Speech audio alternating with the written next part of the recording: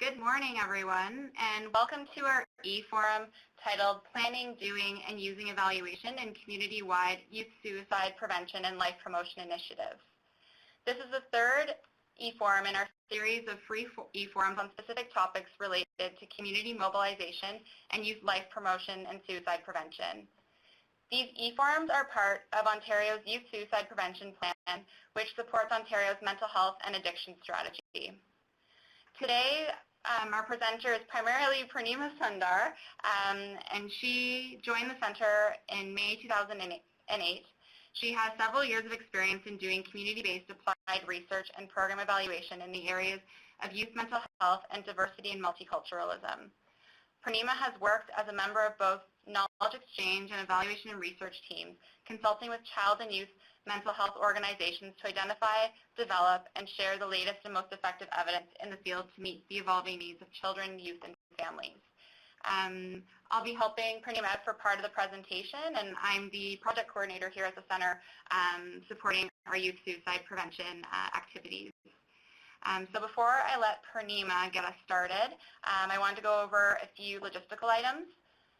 First and foremost, the slides and the recording for this day's session will be posted on our event webpage where you went to register. So we'll put that link in the chat box in a moment. So you can go there within a day. We'll be posting it there. If you require a participation certificate to show proof of you participating today, feel free to email me at togethertolive, all one word, at chio.on.ca. And we'll put that email in the chat box as well. Questions for the presenters can be directed through the chat box throughout the session. If it's a clarifying question, we'll stop the presentation and Purnima can clarify that question. Otherwise, we'll save all of them for at the end of the presentation. And there will be some interactive components throughout the session, so a couple polls, and we encourage you to participate in those as best you can.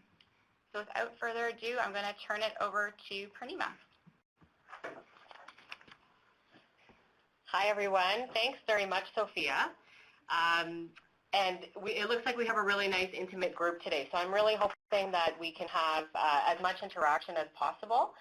Sorry, Sophia just stole all of my notes. Let me just grab these back.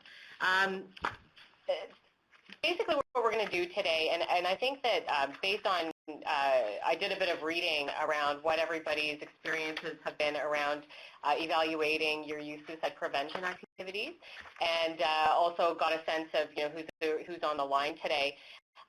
It sounds like people are doing evaluation. It sounds like people are, whether you're new to evaluation or really experienced in evaluation, what you're looking for today is a bit of a refresher perhaps, and also a bit of specific kind of knowledge about how to apply some of the things that we know generally in evaluation to evaluating youth life promotion initiatives and youth suicide prevention activities in your communities. So what we're going to do today is really focus on what evaluation is, why it's really important to do evaluation, and a bit of the how around some steps and tools and resources. And I'm going to be referring as well to our Together to Live toolkit at various points. So if you haven't checked that out already, it is our community mobilization toolkit related to youth suicide prevention and youth life promotion. There's tons of great information in there and a lot of helpful tools and resources specifically related to program evaluation. So we're going to start with just a general overview of what program evaluation is. And I'd like to get a sense of how people feel about evaluation. So, I mean, I think that generally, no matter how you feel about evaluation, people are doing evaluation every single day. And so let's take a look and see how people feel about evaluation. Do you love it, hate it? Are you scared of it, or are you not sure? Is that what? Yeah. Okay. We're going to see. So maybe we'll give people just a couple of minutes to answer.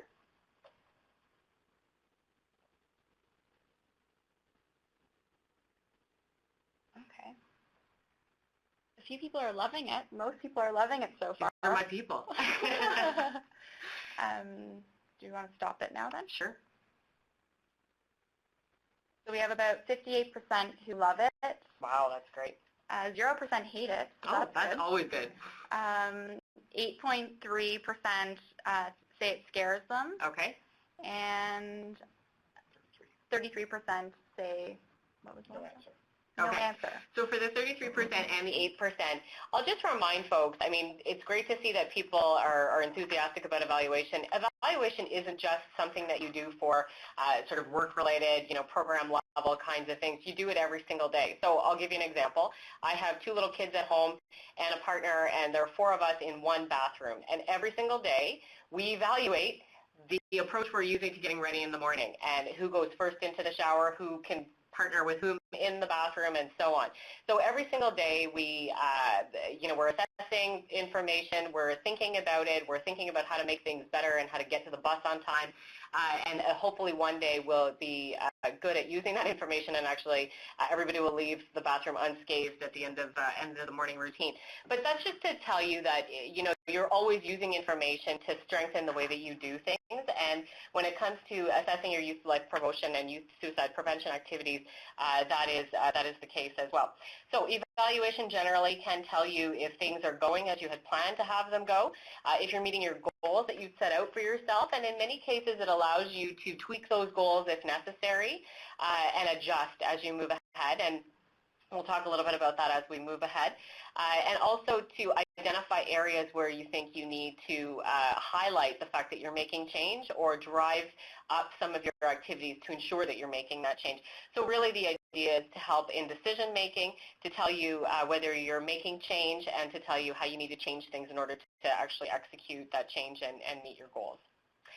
So these terms probably are not unfamiliar to folks. There are 2 sort of basic approaches or types of evaluation. One type is looking at process, and the other looks at outcome. And we'll talk a little bit about each of them for just a couple of minutes. Process and outcome evaluation rarely happen in exclusion of the other. I think the way that what we suggest to folks is that you want to have some things that are looking at process and some things that are looking at outcomes. So when we talk about process, we're looking at the way your program is working or how you're implementing your program. So when you look at what you're putting into your program, your inputs in terms of resources, human resources, money, all of those kinds of things that help you to engage in certain activities and then produce different outputs, that's the process element. So you're looking at how things are working and whether you're implementing your program the way you thought you would and intended to do so. Outcome evaluation tells us what is happening as a result of the things that you're doing. So it tells you whether you're reaching your outcomes, whether those are short-term, whether those are intermediate, whether they're in terms of your final sort of goals and outcomes. The idea here is that you want to be able to say with some level of confidence that the things that you're doing in your program or project are actually producing the outcomes that you set out to produce, and that those outcomes are a result of the direct activities that you're engaged in. So if your goal is to mobilize around a public education campaign related to youth suicide prevention, youth life promotion, you want to make sure that the things that you're doing are actually in line with producing those particular outcomes. So just to go a bit more in depth on what a process and outcome evaluation can tell us. So a process evaluation can tell us how things are progressing, focuses really on program operation or project operation. So whether you're implementing as you thought you were going to, it tells you what's going on in the initiative, and it shows whether you're reaching your intended audience and whether that audience is responsive to what it is that you're intending to accomplish in your project. So outcome evaluation, on the other hand, tells us whether we're reaching our goals or producing the outcomes that we want to achieve, and whether the intended audience is actually changing. So if, again, going back to that example of a public education campaign in your community, if your audience is all community members, you need to get a sense of whether all community members are changing, which requires that you sort of parcel out your different audience and get a sense of the impact on your activities on each of those folks. But the idea here is to be able to link your outcome or the changes that you're seeing in your population to the things that you're doing in your particular project or activity. So as I said before, these are usually complementary, and what we like to propose is that when you design an evaluation, you want to be looking at what your program is doing as well as the changes that you're making. So process evaluation questions will tell you whether your program or your project is being delivered as you had said it would be, and the outcome outcome questions will tell us whether we're making change or not. And it's really important to identify when to use specific process questions and when to use specific outcome questions. So early on in your project or program delivery, you're going to probably stack the deck, more fully with process evaluation questions, because that's when you're going to figure out whether your different elements of your project are working well together or not, and it gives you an opportunity to make those sort of short-term changes if necessary. And again, you can sort of get a sense of early outcome findings as well. But some of the example questions that we would ask are, are you reaching your audience? Do people like what they're seeing in terms of your project activities? And in terms of outcome, just a general question might be, are people showing increased knowledge, or are they reflecting changed behavior in the topic of focus? So in this particular question, it's looking at, something that is intended to enhance the knowledge of practitioners that are working with gender-dependent children and trans youth, and you want to know if you're actually producing that outcome in your population. So why would you want to evaluate your youth suicide prevention or youth life promotion initiative? This is going to get a bit repetitive here, but again, it's about learning what's working well or not, making changes, and also part of it is that you have to. So most of you, or many of you, have received actual funds from the ministry in order to implement youth suicide prevention or youth life promotion activities. And so as part of that funding agreement, you have to stay accountable, and you have to fill out, your documentation and so on. So evaluation can help you to do that. At the end of the day, though, you want to stay accountable to everybody in your community, because all of this work is in the service of the community, and you want to make sure that all of the stakeholders that are, recipients of or involved in somehow in the work are, supporting. And so evaluation can show if what you're all engaged in together is making a change, and that can help to either mobilize or sustain their support. The other idea around evaluation is that, people don't want to have to recreate the wheel, and I'll talk a little bit about context in a bit, but, something that works well in one community can work well in another community with the appropriate adaptation. So you want to contribute to the general knowledge base about what works and what doesn't work, and Together to Live is a really great source for that, because there's a lot of space in that web toolkit that allows for profiling of communities and what communities have done to make changes in their communities around youth suicide prevention, youth life promotion. It can also help you to compare activities across initiatives and communities. So if you and another community are both engaging in, let's say, a public education campaign, and that community is showing great gains and yours is not, you can get a sense of how they've stacked their activities and what they've done in particular that you might be able to learn from. Again, you can provide a model for other similar projects. And, what we have also found is that evaluation, when you have evaluation findings to highlight different successes, that has a really great impact on, engagement with your community. And so your community gets re-engaged, re-energized, and enthusiastic in supporting the continued work. So there are a lot of really great benefits and advantages to engaging in evaluation, even if it's not a requirement by your funder, or even if it goes beyond, the requirements, the counting requirements that your funder asks for. Some things to be aware of, though, is that evaluation does need to be understood as taking place within a particular context. So communities, as you all know, are unique, and while there are some things that you can import and export across communities, they all have their own particular context. And so it's important to recognize that you can't take an evaluation framework, for example, from one community and then just import it to another without thinking through the context and thinking through what's going to work and what's not going to work. So there is no cookie-cutter approach to evaluation. The other piece is really emphasizing the need for strong methodology and, good data collection, because you're only really able to draw appropriate conclusions if you have data that are sound and that are actually useful in giving you the information that you're asking for. When I talk about the context that is different within and across communities, one of the things that I think is important to consider are different barriers and facilitators. So what's a barrier in one community, it may not be a barrier in another community. So these are things that either help evaluation to take place or things that can prevent evaluation from taking place. And I think we have a poll. Yeah. So our first poll is related to the facilitators. So what helps make evaluation evaluation happen in your organization or your community initiative? So we have a few options there. So adequate resources is one, having the infrastructure in place. Evaluation is embedded into the initiative's activities themselves. And we've also included an other option. So if you do choose the other option, please in the chat box feel free to share some of the other facilitators that work with you in your community, since we can't really do that in the poll itself. So just use the chat box to kind of share some of those other facilitators.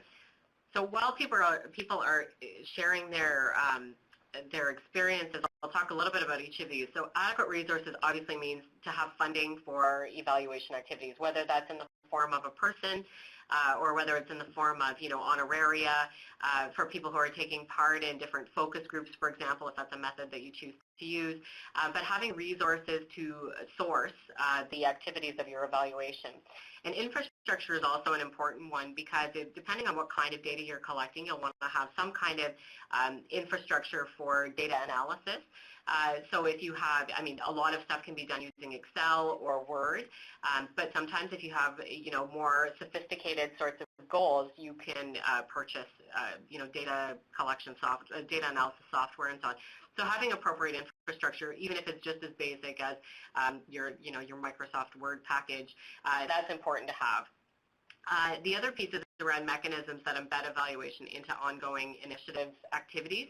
The idea is if you're explicit about wanting to measure something, you will measure it. And if you're explicit about saying you're going to evaluate, you will evaluate. And once people see it on an evaluation plan, or once people see it on the plan that a community has in terms of their initiative, that helps to remind people that evaluation is something that we need to keep on the radar and keep committed to. So those are things that help evaluation to happen.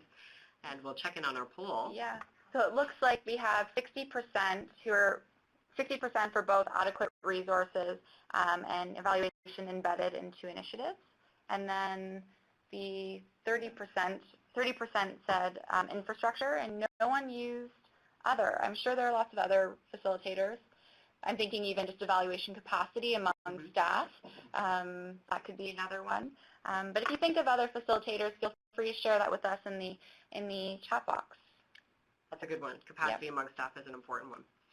And, not to plug all of the center's resources, but we do have a wide range of resources and tools that can help staff to build capacity in evaluation. And so we have an evaluation toolkit as well, so that might be something to check out on the center's website. So on the flip side, barriers to evaluating your youth suicide prevention, youth life promotion activities. Obviously, the flip side of having resources is the absence of resources. Having no time is probably the biggest barrier because people can have all the will in the world, but you folks are doing really important work in terms of service delivery. Carving out that dedicated time for evaluation is a really important and challenging thing to do. There are also a number of competing goals in the community, and again, this piece around capacity and skills. So I believe that the poll has opened up to ask for your reflections on these barriers. Are these things that you folks are experiencing? Are there other barriers that we haven't captured here? And please, again, put the other barriers in the chat box if you want to share those with folks as well. We'll give it a couple more, or another minute. Any last-minute answers you want to put into the poll?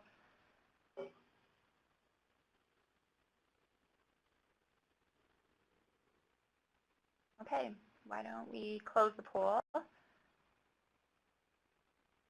So it looks like 50% are saying lack of resources, 66% lack of time, 41% lack of capacity and skills in evaluation, and again, no one selected other. So. Okay. So it sounds like we nailed it in terms of that list. But what I will say is, again, one of the things that can address not necessarily the lack of resources, but the other pieces around capacity and knowledge and so on. We do have a number of resources and tools, and your coach that you're working with in your community can also be a great link in terms of connecting you with different supports around evaluation. So feel free to check those out as well.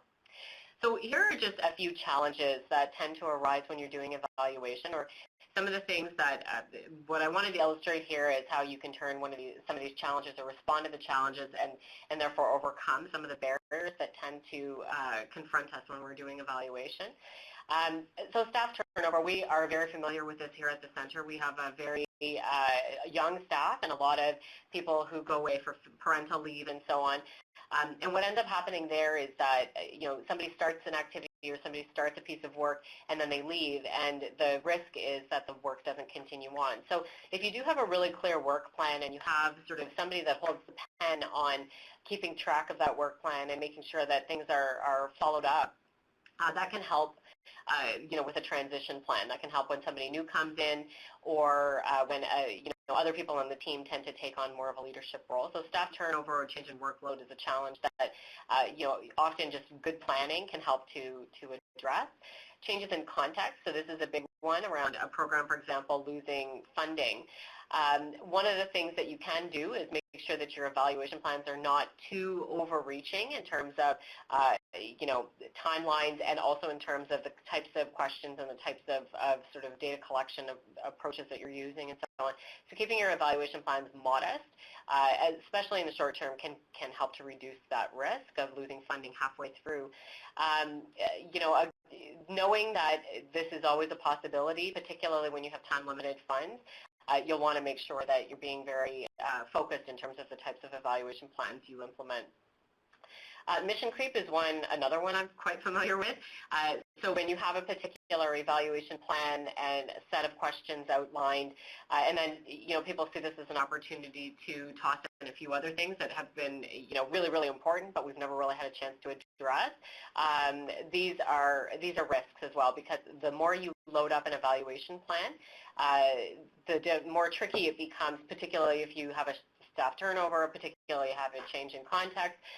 These are the things that mission creep kind of increases the risk that you're not going to actually get the entire evaluation done. So trying to stick to the plan wherever possible, thinking about what to do next, so thinking about a phase 2 is always a good approach, and also adding a little bit of space for people to talk about things that were surprising or unexpected, sections that address spin-offs and so on, that can help with to deal with the mission creep.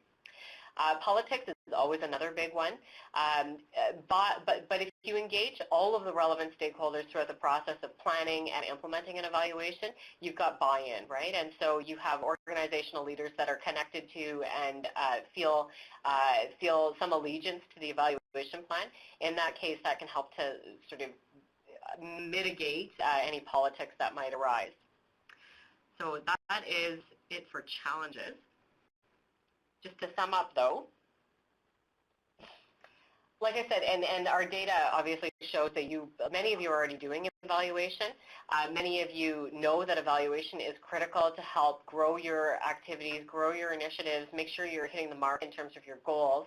And also just a caution around that context piece, just to make sure that, as you look and hopefully you're checking out Together to Live and getting a sense of what other people in different communities are doing, just the sort of caution to make sure that when you're trying to import an evaluation plan or import a particular approach, that you think about your own context, because something that works in one setting can be confusing, can be chaotic, or can be damaging in another context.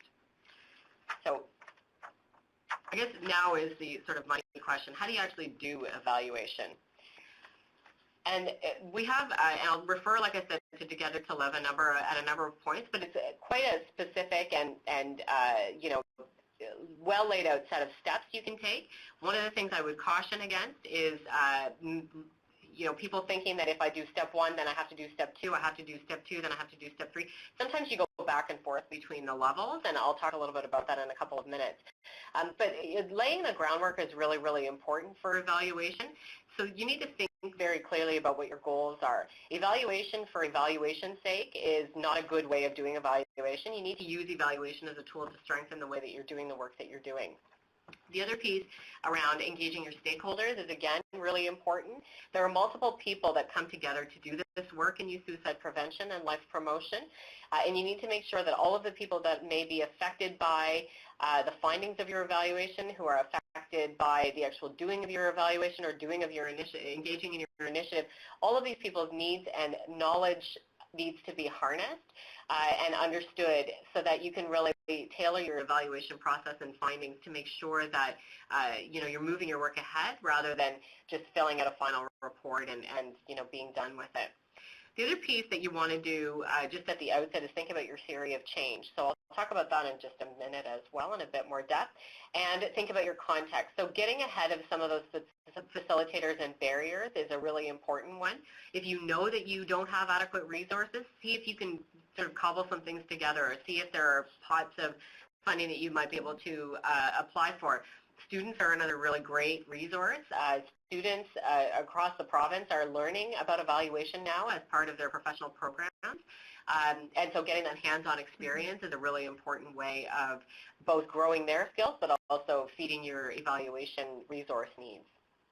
So those are some of the things you want to consider as you get started. This is what I was talking about when I mentioned the steps in evaluation, and we're going to unpack all of these in a bit of depth. So you'll start with defining the purpose, then thinking about who needs to be around the table in terms of the stakeholders that you want to engage in your evaluation. Once you have those folks in place, you're going to want to really think through some concrete evaluation questions that are measurable. Think about how to measure them, so select your appropriate measures, collect your data, analyze and interpret it, and then figure out how to communicate it so that it gets used. And so we'll unpack each of these in a bit of depth.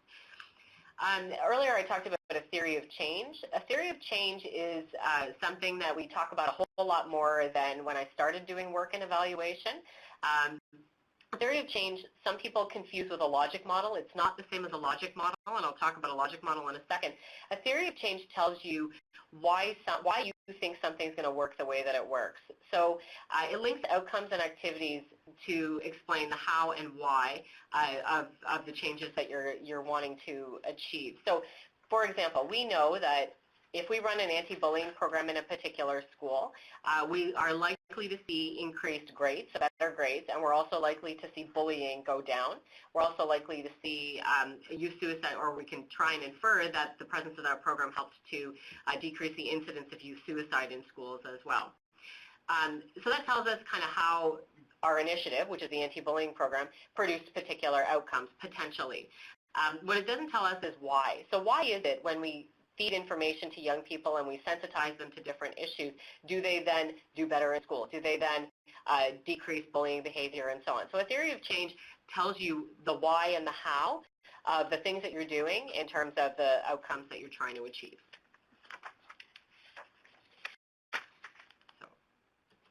A logic model, however, is something that is really a schematic or a picture of the way that your program functions. So it's less about the why and the how, although if you look at a logic model, you can probably assess the why and the how by sort of looking at how the different elements link up.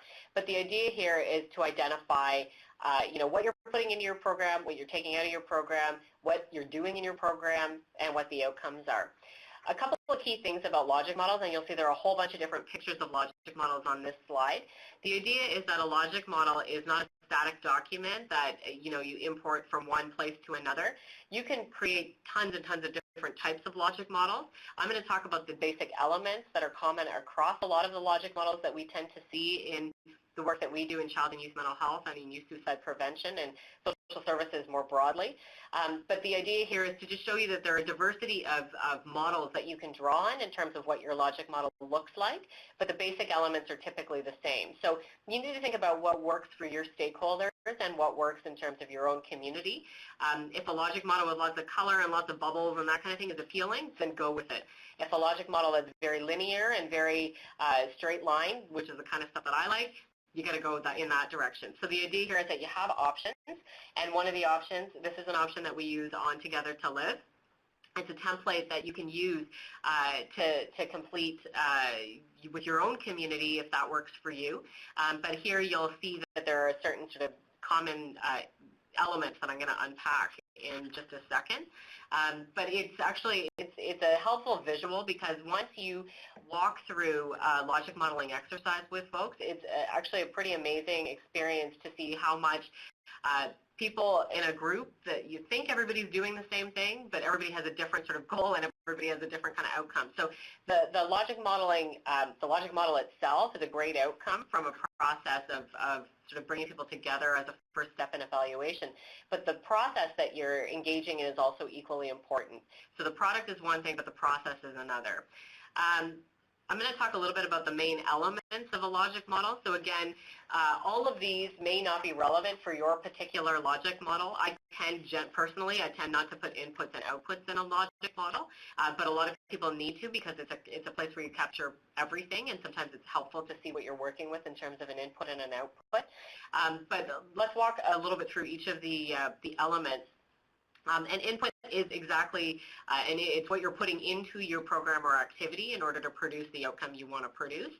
So these are materials, these are resources, either human resources, these are dollars, these are, actual concrete things like if you're maybe computers or infrastructure, that kind of thing. The components and activities are the actual things that you're doing in the service of your goal. So I talk about components and activities, but really activities are the basic building blocks, and the components are the groupings of those activities together. So sometimes it's helpful to generate a list of all of the different things that you're doing and then group them according to different components.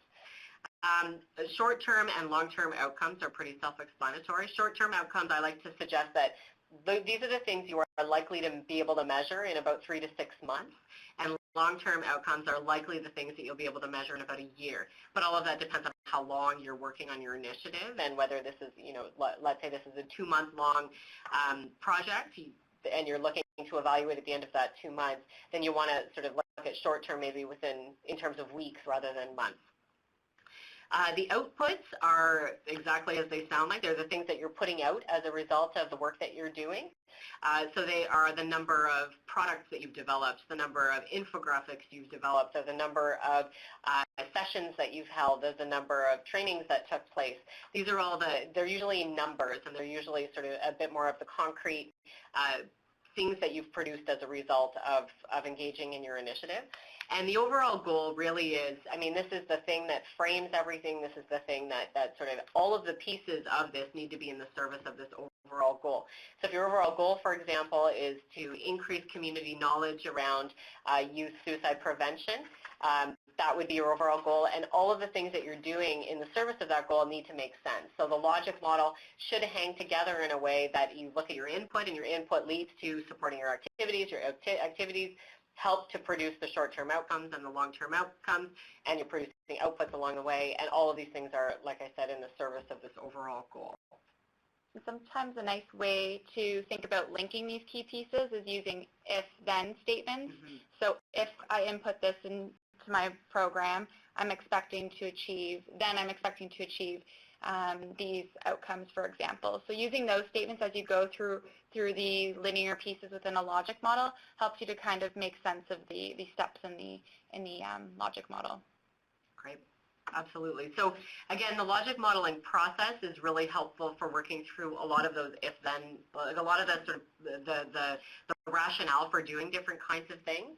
And it can help to actually build group cohesion through that logic modeling exercise. So the next thing you're going to want to do, now that you have a picture of your program or your picture of your initiative, you're going to want to turn your mind to the evaluation and the goals of your evaluation.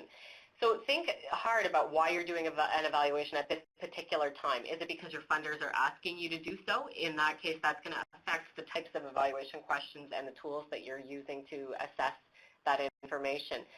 If you're doing it because you've implemented a program or an initiative, it's taken 3 or 4 months to implement. Now you want to get a sense of what the outcomes are, and you're doing your evaluation probably at the 4 or 5 month mark. That's helpful because it gives you a sense of your goals. Your goals likely in that case are to look at program or initiative implementation, looking at whether you're reaching your intended audience, whether you're producing some early outcomes. So if you're doing an evaluation that falls a little bit closer to the implementation, you're likely wanting to focus on process with an eye to some early outcomes. If you're doing an evaluation at sort of the year end or annually when you've got a multiple year initiative, you're probably looking a lot more at outcomes and obviously paying attention to process, but you're stacking your questions more in the direction of outcomes. So like I said, we always support and encourage people to look at both process and outcome because both are really important. But the number of questions that you're asking in either end will depend on where you are in the life of your initiative. Again, the importance here is in terms of identifying your key stakeholders is looking at who's got a stake in your initiative. Are they an end user? Are they an important community member?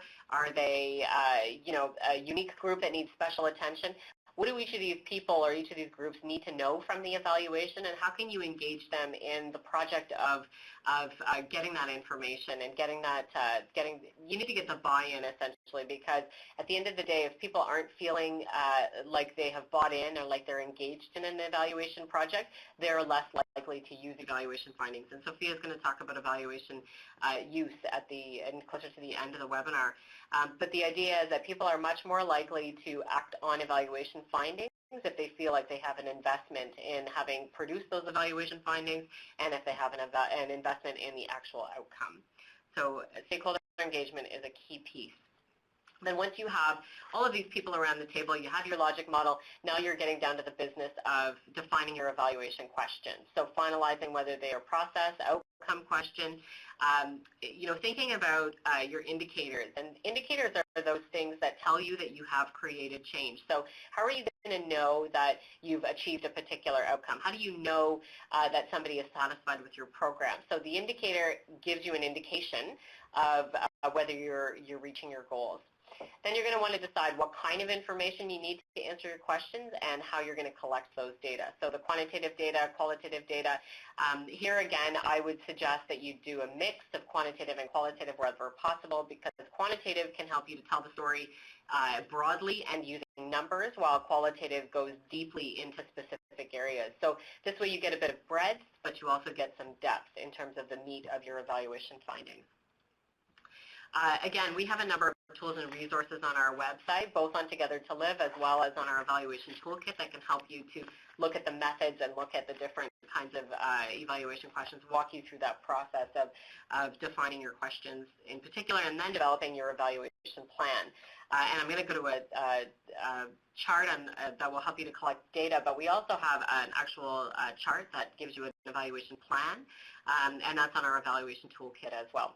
So here for your plan, it's exactly as it says. It's an evaluation plan. The idea here is to think about what you're going to be doing, who's going to be doing what, how you're going to capture those things that tend to happen that you didn't quite anticipate. An evaluation plan also helps you to think about potential ethical issues, so things that you want to be aware of.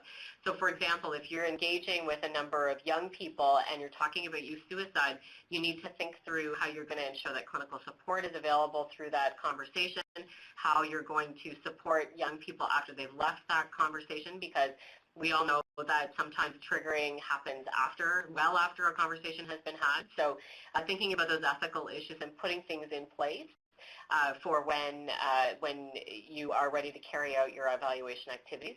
The other thing that helps with planning is it gives you a sense of reasonable timelines. So you understand that, collecting data from 100 community members is not going to take you 3 days. It's probably going to take you about a month. So thinking about, what are the activities that require the bulk of time, which activities require less time, and so on. So an evaluation plan is critical as you sort of embark on your evaluation activity.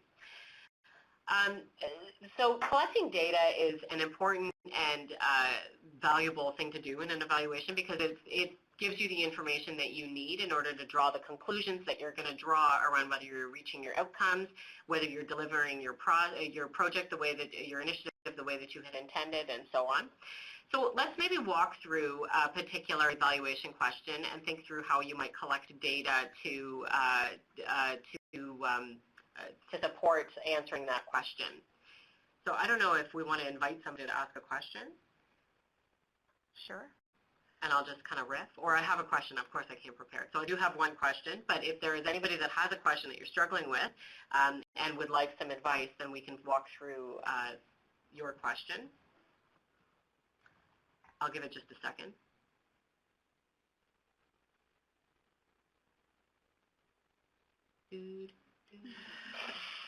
There's no typing. There's no typing, so I'm going to go ahead in the interest of people's time. One of the things that a lot of community-based initiatives are interested in producing is strong partnerships.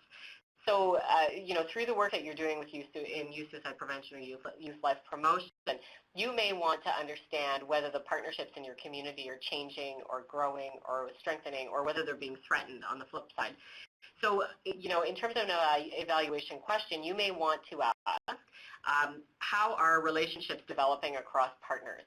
So when you think about that particular question, you could ask that in a number of different ways. But if we're looking at process, you may want to ask, how are they developing?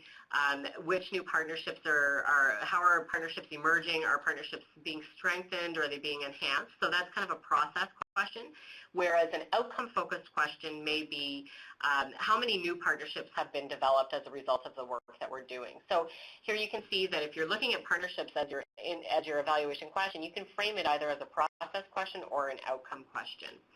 The indicator or the metric that you'll use to tell you whether you have achieved your goal or whether you've achieved your goal of strengthening partnerships it could be very, very simple. It could be that people tell you that their partnerships have been strengthened, or that, another way of measuring another indication for how people's relationships are developing is if they've partnered on this one initiative, but now they've developed a whole bunch of other partnerships as a result of that one relationship that they've developed.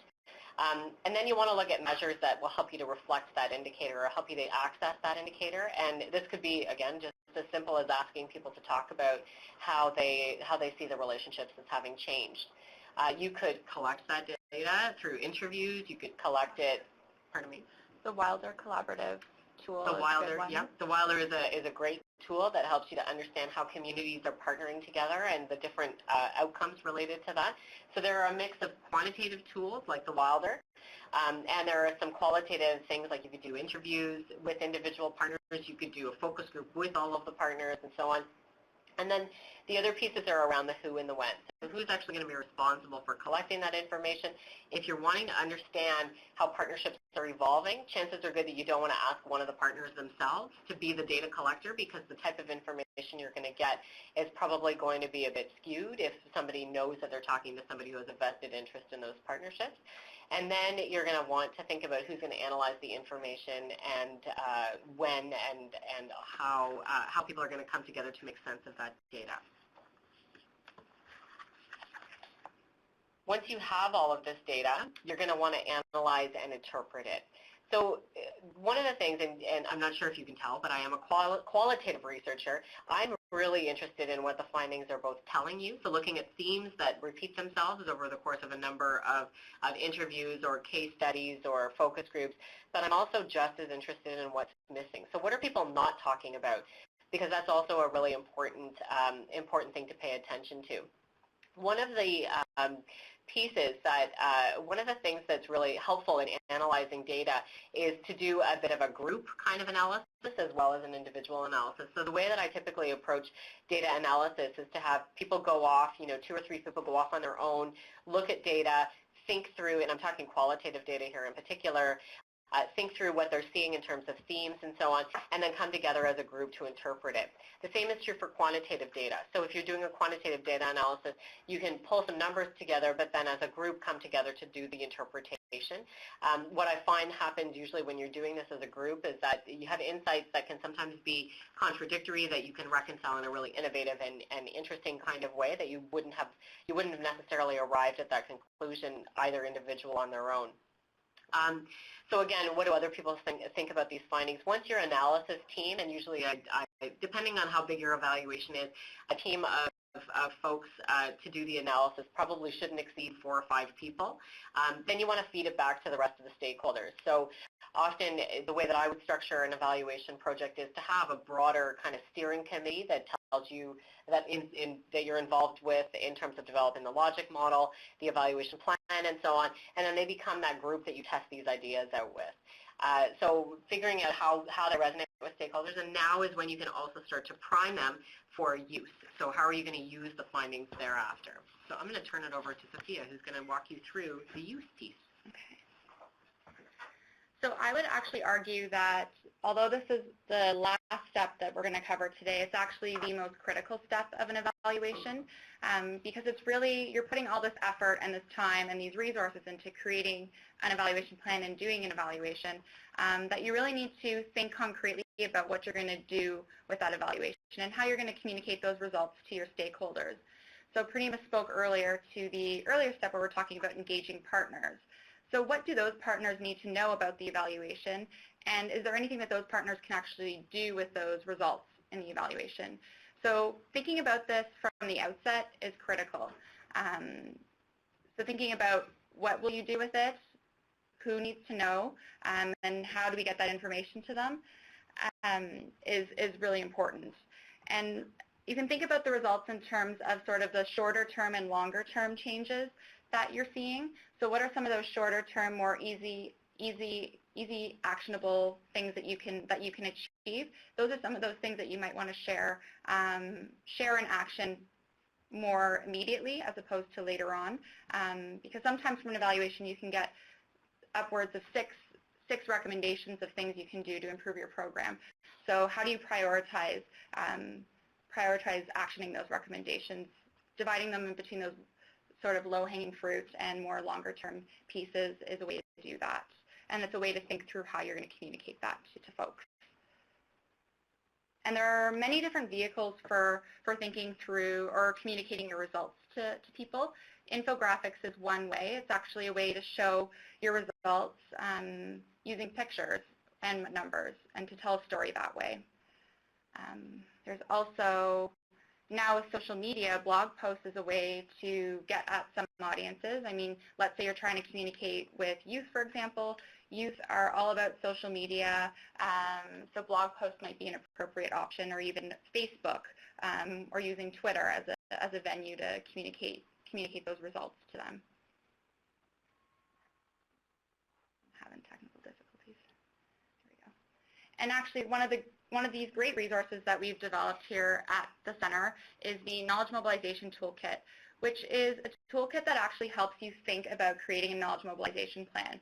So you have this knowledge that you've developed from an evaluation, so the results that you've created and these recommendations that you've come to agreement on. How are you going to actually take that and share that with people? So this toolkit actually can walk you through that process. So it has information about what knowledge mobilization is most generally, and if you go into I'm ready to use the toolkit section, which is the purple circle on the screen there, you can actually download a PDF that walks you through creating a knowledge mobilization plan and thinking through how you're going to share your information with people. So that helps you think about what do you want to share, why is this important to share with people, who are you going to share it with, how are you going to share it, and also thinking through measuring your outreach in terms of sharing that information. So I think we're going to share the link in the chat box, but it's easily available online now if you wanted to check that out. And if you're looking for more specific information related to evaluation, as Purnima mentioned throughout the presentation, there's a whole section on togethertolive.ca that is on evaluation specifically, and there's a lot more in-depth pieces that we weren't able to cover in such a short time today that you can have a look at. And the Together to Live evaluation worksheet actually walks you through each of the steps that we've talked about today and has some prompting questions to help you think through those different steps. So it's a great tool that you can use with community partners when you're thinking through evaluation. And now we're going to open it up to the questions from you guys. And I'm not sure, I'm going to minimize this. Looks like Marianne has one. Okay, Marianne, I'm going to move the microphone towards you. Sure, thanks. Our first question is from Grace. So she was asking a question when we were talking about communicating evaluation findings. And the question is, do you present findings back to participants? And how do you do that with sensitive topics such as suicidal ideation? So this is especially if you want to ask participants for feedback for moving forward. So any thoughts on whether and how you share them back to participants, particularly with sensitive that we're dealing with around youth suicide prevention, suicidal ideation, and so on? So this is a great question and very relevant to the specific work that you folks are doing. I'm a big fan of communicating back findings to people because I feel like if you're asking people to share their knowledge, share their experience, I feel like you owe it to them to give it back to them in terms of what other people said, what you did with that knowledge, and so on. So it's very important to keep people looped in. Around youth suicide prevention and youth life promotion, you're right, these are very sensitive topics. What I would suggest is that when you write up a summary, or first of all, in terms of a summary, you want to keep it really short. You want to also use some of the interesting vehicles that Sophia highlighted around blog posts, infographics. You can look at animations and so on. The Canby Toolkit has a terrific list of potential options in terms of the kinds of vehicles you can use to mobilize knowledge that you've generated. But having said that, I would have one or two clinical people with clinical background read through to make sure that the content is presented in a way that it's not triggering. It goes without saying that you would never attach anybody's name or any kind of identifying information to a quote or anything that they're sharing in particular, because you want to make sure that participants feel safe and that they know that they're not going to be identified when they share potentially sensitive stuff with you through the evaluation process. So again, just sort of high level, you'll want to think through the best vehicle to share that information. Make sure it's short, make sure it's succinct, make sure it makes sense to the individual. Always keep the end user in mind. So if you're looking at a young person, make sure the content is tailored for a young person who's interested in looking at it. If it's an adult, if it's a survivor, so you need to consider all the different audiences. And like I said, I'm like shamelessly promoting all these different toolkits, but the Canby Toolkit can help you to think that through a little bit more succinctly. But also the piece around having somebody with clinical training actually review whatever end product you generate is a really important piece, and making sure that the content in there is stripped of any kind of identifying information is also really important.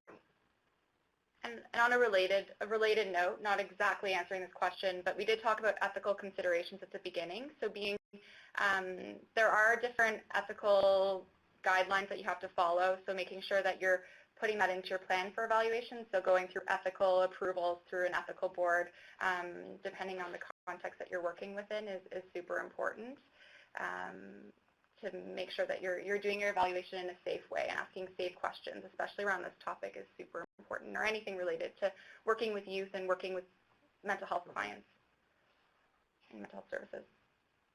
So did you want me to read out the next question? Okay, so Judy wants to know if we can elaborate on the goals of evaluation, so not just for data collection, opportunity to share resources, access to treatment, promote programs, and seeking insights with open-ended questions. Those are all really, really good suggestions for why somebody would want to take on an evaluation project. The other piece that we talked about, and I didn't really focus too much on it, but the idea is that you're trying to mobilize and kind of create energy around a particular event or initiative in your community. Part of how you can generate that enthusiasm is to show people that what they're doing is making a difference. And so doing evaluation to make sure that, for all those traditional reasons, to make sure that your investments are making sense in terms of the way that you're implementing your program or project, the way that you're producing these outcomes, all of those kinds of things are really important, and they're very concrete. But at the end of the day, part of what you get if you do if your evaluation is well done, is you get a whole lot of buy-in from your community, and that can help you to move to the next initiative. That can help you to sustain whatever gains you've experienced from this initiative, and so on. So the people factor is a really important piece, which is why engagement is such a critical piece of doing any kind of evaluation. You need to make sure anybody that's affected by your initiative is engaged in the process of evaluating it. Slightly off topic, but regarding youth suicide prevention, do you have any go-to assessment tools when performing mental status assessments to determine youth suicide risk? I'm going to look at my colleagues here. So that question from Justine, what I would suggest is directing you to our section on Together to Live on risk management. So we do have a section under best practices that discusses assessing risk for suicide. And within that, there's some list of assessment tools that can be used to help assess the risk for suicide, and some links for some of them that you can access online. And within that section, there's further information in terms of, distinguishing, assessing risk and responding to the risk. And we've compiled some best practices based on existing evidence that's out there. So that may be a good starting point for you for that question. Great. Okay, and Grace wants to know, do we know of any best practices in terms of vehicles for sharing back those findings? Absolutely. The infographics are one way of communicating findings that is not very onerous on the individual. So, traditionally we would write up an evaluation report. Usually those reports are, they can be 20, 30 pages long, and nobody wants to read a 20, 30-page document. In those documents, though, you always have an executive summary, which provides the highlights of all of the findings, the process, and so on. That's usually about a page to 2 pages. You can take that executive summary and you can create all kinds of amazing products from it because it gives you the high-level information that people want to know at the ready. So infographics is one way of depicting that information. And again, Sophia's point about it's not just pictures, but usually there are a lot of numbers in there as well, because what you're trying to do is bring the numerical information to life using pictures. So infographics is one way. Sharing through a blog post where somebody talks about sort of what was meaningful to them in terms of the evaluation findings, that's a really innovative way of sharing back evaluation findings. Sharing evaluation findings at a conference, that's always useful and always very helpful in terms of reach, because you can reach a number of different people who would attend those kinds of conferences depending on the conference. And publishing it in some kind of newsletter, your annual report. If you're really ambitious and you want to go down that road, you can publish your evaluation in a journal, a peer-reviewed journal. So there are lots of different ways of mobilizing the knowledge that you're generating through your evaluation. One of the things that I would highly recommend is taking a look at that Knowledge Mobilization Toolkit, because there are not just suggestions in the planning document, but there are also, sorry, what was that? Vehicles. They're also they've got suggestions for vehicles, but they also have examples of what other people have generated on the toolkit. So something definitely to check out. And the toolkit also helps you think through sharing results, but thinking through it in terms of the target audience. So that's really key. One vehicle might make sense for a youth audience, for example, but that vehicle might not make sense for a service provider. So really thinking through it concretely in that sense. That tool really helps you to do that. And length is important too, depending on the person. So short and sweet, I think, for busy folks, leadership level folks, for example, who have a lot on their plate, or even service providers have a lot on their plate. So yeah, that's what I would add. The other thing to do is to check in with your steering committee, for example. So remember how earlier I talked about how usually when I do larger evaluation projects, you have a small working group of people that are doing the evaluation work, but you have a broader committee like an advisory committee or a steering committee that gives you an opportunity to check out ideas, test sort of your analysis of different things. Your steering committee is a good place to test out different options in terms of vehicles for knowledge mobilization as well. I personally am very comfortable with Facebook. I understand that Facebook is not the way to reach young people, though. So doing this solo, I might think that creating a Facebook page and populating it might be a great idea, but then when nobody shows up, I'm going to wonder why. So testing out your ideas with a number of people is always really helpful. Any more questions? No. I'm looking at my colleagues around the table. Good. No. Okay. Great. And I'll turn it to you. Yeah, we'll wrap things up.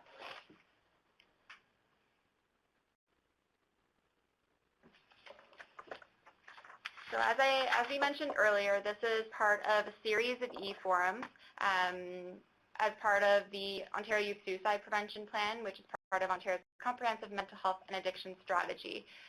So we do have 2 more upcoming forums in case you're interested in checking those out.